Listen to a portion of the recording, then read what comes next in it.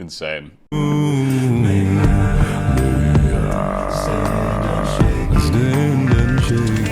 ready?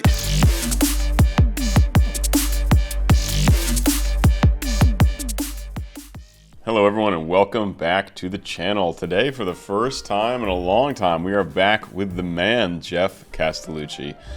Super excited. It's always a joy for me to check out Geoff. I admire his work so much. I've been a fan of his ever since voice play, and then I remember watching his first ever solo cover, and it's so great to see the amount of growth he's seen. It's so well deserved. I would like to point out that Geoff did comment a fire emoji on my latest cover I released, and that felt very cool as well. But guys, today this is a reaction and analysis. I'll be pausing to talk mostly about Geoff's vocals as well as his arrangement, because he always does really creative, cool arrangements. Now, I don't know the original song. I never played Red Dead Redemption 2, aside from watching some friends play it back in college, or whenever it came out. So I don't have that reference, but still going to be plenty of things to talk about. So guys, if I enhance your listening experience, please do consider joining my Patreon. That's the best way to support me. You can also buy merch. And always like, subscribe, leave a comment. Could be anything. Just say Geoff's cool, or Geoff rules, or Red Dead Redemption's awesome. Doesn't matter. Helps the algorithm. Without further ado, let's get into it.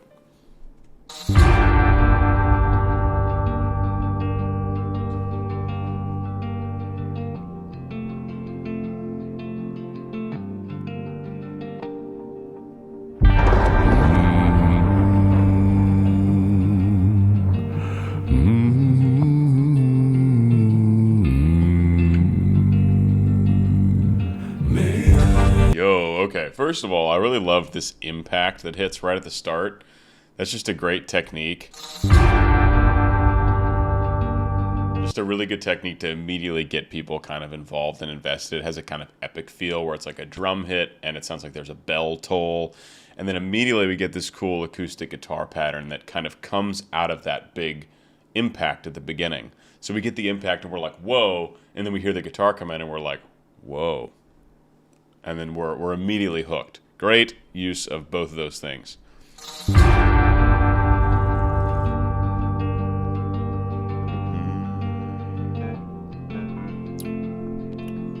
G minor.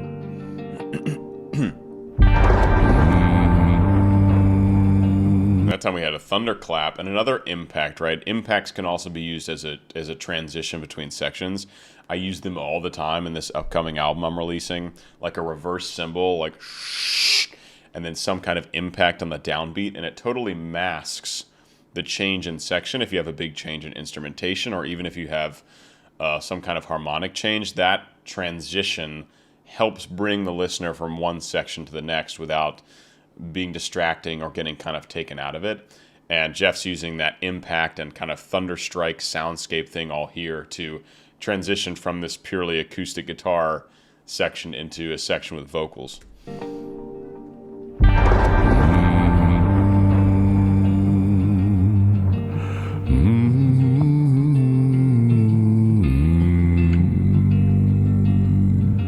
So he's got this nice, easy flow. Geoff always optimizes for a legato line, a nice, smooth singing line.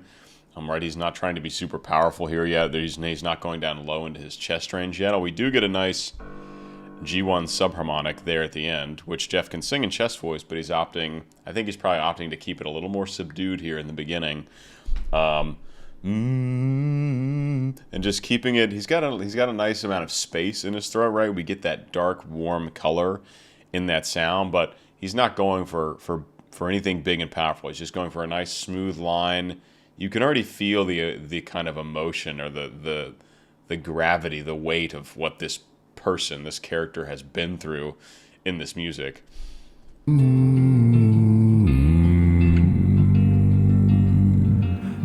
I stand unshaken amidst the crash of the world. Pretty darn good hair and makeup on here. Geoff's got like these are good looking props. These are good looking costumes. The facial hair looks good. The lighting looks really cool. Arrangement-wise, this is interesting. Usually, almost always in Geoff's arrangements, he will start out singing a solo vocal line with lyrics, right? We got some humming in the beginning, but I mean the first iteration of lyrics is usually a solo vocal line.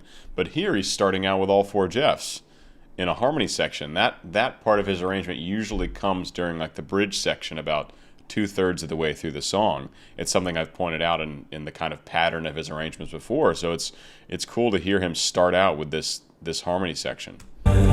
Stand unshaken amidst the crash of the world. Nothing below F2 yet. Stand unshaken. I see that bicep vein, Geoff. I see how that lighting is perfectly hitting that bicep vein. My man's been in the gym. Let's go. Look at that. Stand unshaken amidst the crash of the world. Here we go. Here we go. And also we get a little bit of a light clap on 2 and 4 in the background. And what else we have? There are a few other elements. We got acoustic guitar, we got the voices, we got some thunder sound effects, we got the clap.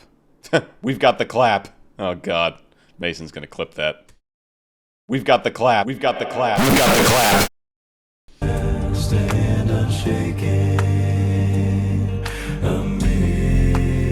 amidst the crash of the world. Here we go. That's pretty much it. Did I hear thunder? Did I hear you break?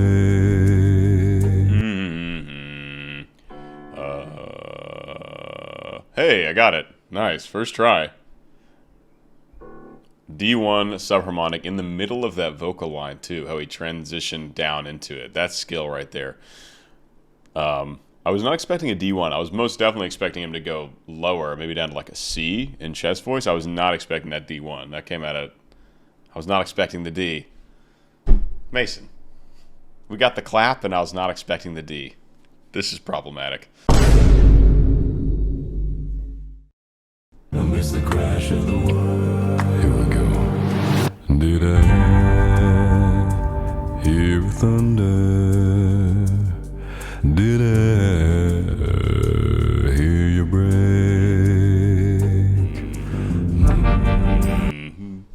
Did I... yeah, I think it's a D1. Hear you break? Did I hear you break? Also, 2 for 2 on D1 attempts. What's up? Can't quite remember just what guided me this way. May I... Nice, dude. Nice. I just realized I forgot my Vipers. I gotta go get them out of the car. I'll do that momentarily. So this first solo section is kind of what you normally expect in the beginning, but instead in this song he had the harmonies. Then his solo comes in, and then the harmonies come back in. And vocally, he's keeping it, again, super light, super legato, not leaning into the consonants at all. Really, the kind of traditional, very relaxed Geoff approach to his lead singing that we love so much. So that's what we're getting here. Can't quite remember Just on just what guided me this way. May I... Alright, I'm gonna go get my Vipers. BRB. Alright, we back. Now, I haven't given anyone on the channel a Pit Viper in like months, so let's give Geoff a Pit Viper on this beautiful low G1 chest voice. me this way. May I... Let's go. Stand unshaken amidst the crash of the world. Okay, before that G1, we have like this cool tremolo guitar. Wow, wow, wow, wow, wow. All the harmonies have dropped out. A lot of the movement in the arrangement has dropped out. We get this cool tremolo guitar, and it's back to solo voice. Stand unshaken. And the whistle.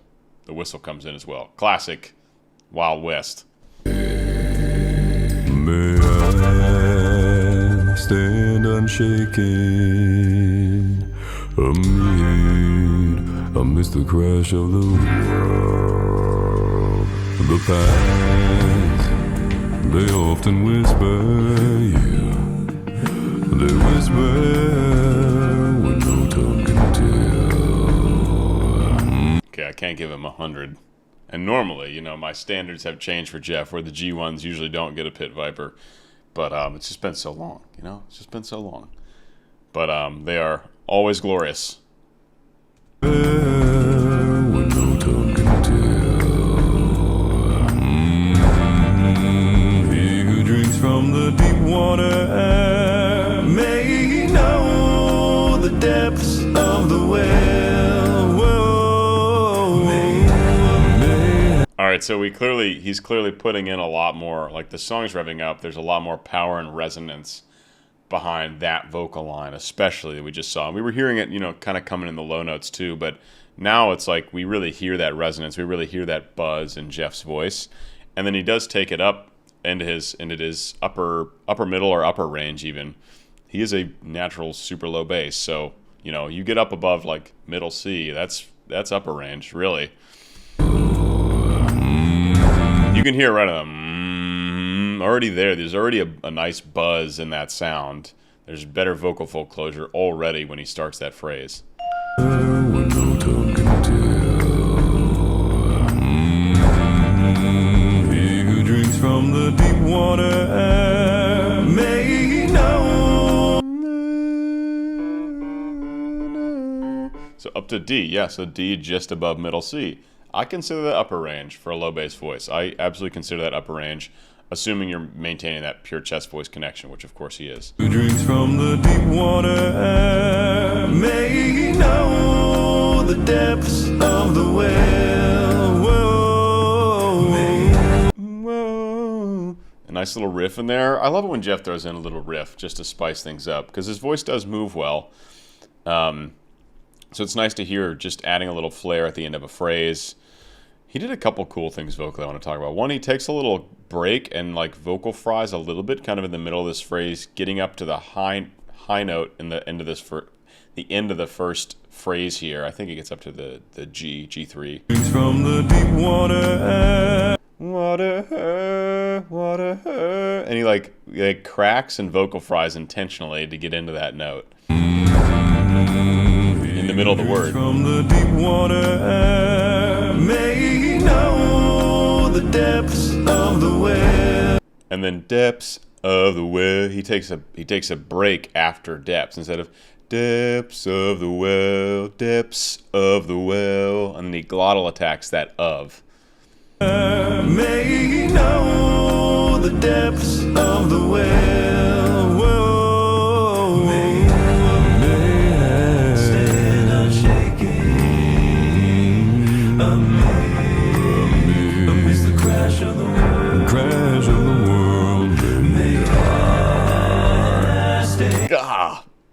Insane. So it's cool we're getting here now as we're getting kind of a trade-off between the leads and harmonies. We've got the main lead, Geoff, who looks like the owner of the saloon, all right? And the other Geoffs repeating in harmony, right? But they're trading off lyrics now. It's not just lyrics and then background oohs or vowels. It's lyrics and then lyrics in the harmonies as well. Amidst the crash of the world, may I stand unshaken. Amidst the crash of the world. Oh, traveler, what have you seen? Let's go. Were there crossroads? Where you been? Where you been? Where have you been? So I'm guessing there's not a heavy kick snare pad on the original. Geoff does like making heavier versions of the songs, and he does like adding drums. Most notably with Misty Mountains, you know, it's the first time I'd heard like drums like really driving that piece, and I love that. I mean, if you guys listen to, well, I haven't made much of it yet, but a whole album of this kind of music coming out next month, and the one that Geoff put a fire emoji on is like a much more intense, heavy sampling electronic orchestrated version of Eyes Closed by Imagine Dragons. I'll leave that up here. And it's a much more intense version. There's a lot of added power and intensity. I think Geoff likes doing that with his music as well, which I think is probably why he liked my version of that song. Love it. Adding intensity. Geoff, if you ever want to do a crazy, epic version of a song, my man, let's do it. Oh, traveler, what have you seen? Were there crossroads? Where you been? Where you been? Where have you been? He like opens the valve for a second and then shuts it down while maintaining that G1. Ben.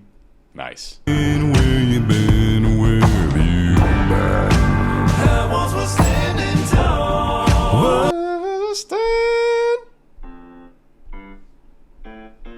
Yeah. B flat. Stand. All the way up to a high B flat. That was way higher than I thought when I first heard it. That is extremely high for a bass voice. I was standing tall. Standing tall. Yes. And maintaining, it's probably some kind of mix up there.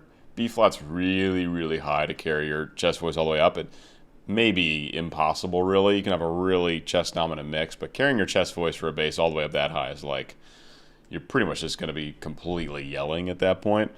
And this sounds nice. It sounds powerful, but nicely controlled at the same time. Crossroads, where you been? Where you been? Where have you been? But that's a G1, and then all the way up to B flat 4. So that's almost 3. No, it's more than 3 octaves chest voice. So you hear people talking about vocal range, yada yada yada yada, 5, 6 octaves. Who cares? This having 3 octaves in chest voice, which is something only very few people can do, like Geoff and Elliot Robinson. Really, only the really low basses that have also extended their upper range have 3 octaves in chest voice. It's a very significant accomplishment to be able to do it, and even to do it and record it, and then doing it a lot in a live setting is a whole other level of skill there. Where you been? Where you been? Where have you been? I was standing tall. Oh, now I feel my back's against the wall. Stand unshaken. Stand unshaken. Whoa, amidst the crash of the world. So he's returned to this kind of theme of switching off harmonies and leads. They're really trading it, right? There's not as much kind of sustained vowel blending. It's really trading off the lyrics, essentially. Stand unshaken. Stand unshaken. Whoa, amidst the crash of the world. Crash of the world. Stand unshaken. Stand unshaken.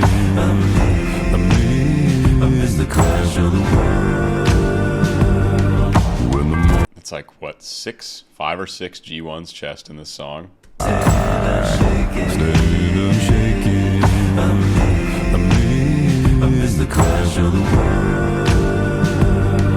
When the morning light, it comes to me.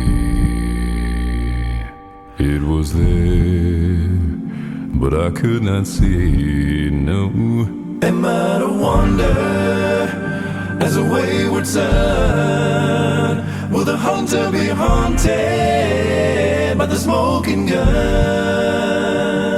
This is a cool section. We have this underlying kind of pulsing happening in the whatever percussion section, where it's just like, you don't even really notice it.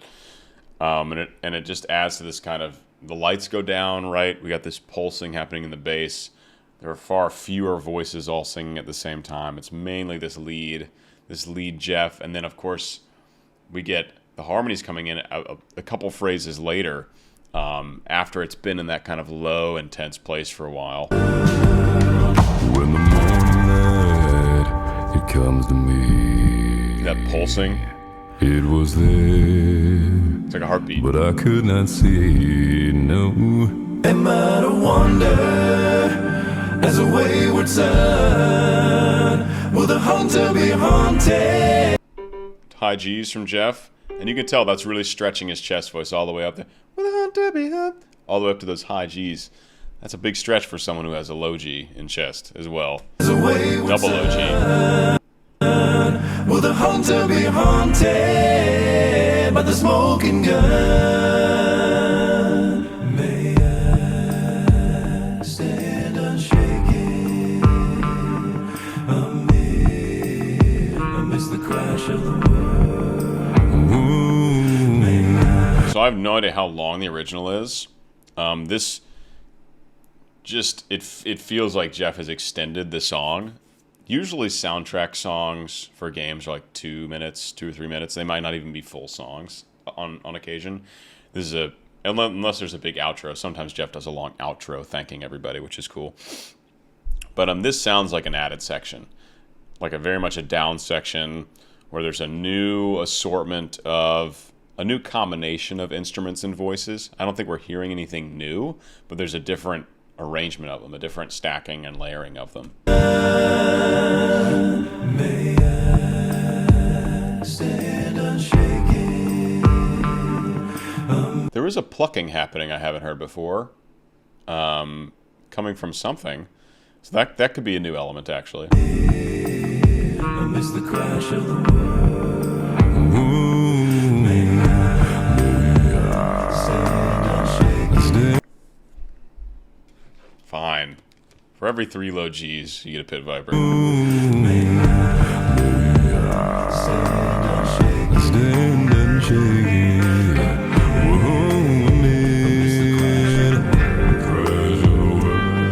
Ooh, there we go. I like that. So the lead voice got doubled. He double tracked it and put it in the left and right ear.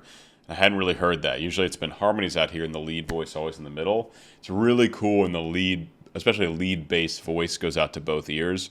It's a technique I use on occasion in the album coming out. It creates this huge sound. You need space for it in the mix, right? There can't be a lot else going on usually if you're going to really highlight that solo vocal as a bass in both ears, but very, very cool if you can use it and get away with it.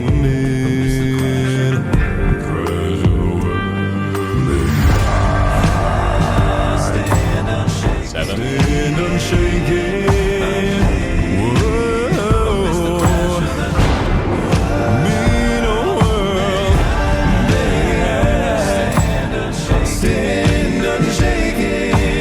I love that they're doing the same hand movements. The classic Geoff, I'm going to show you where my harmony's going movements.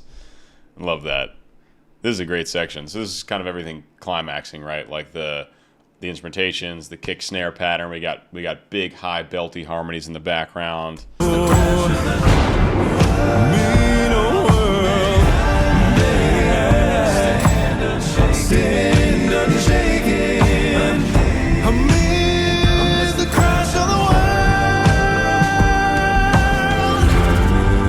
I was waiting for that lead high G belt there.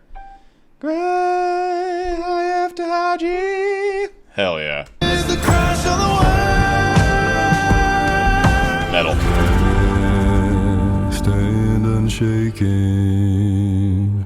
amid the crash of the world.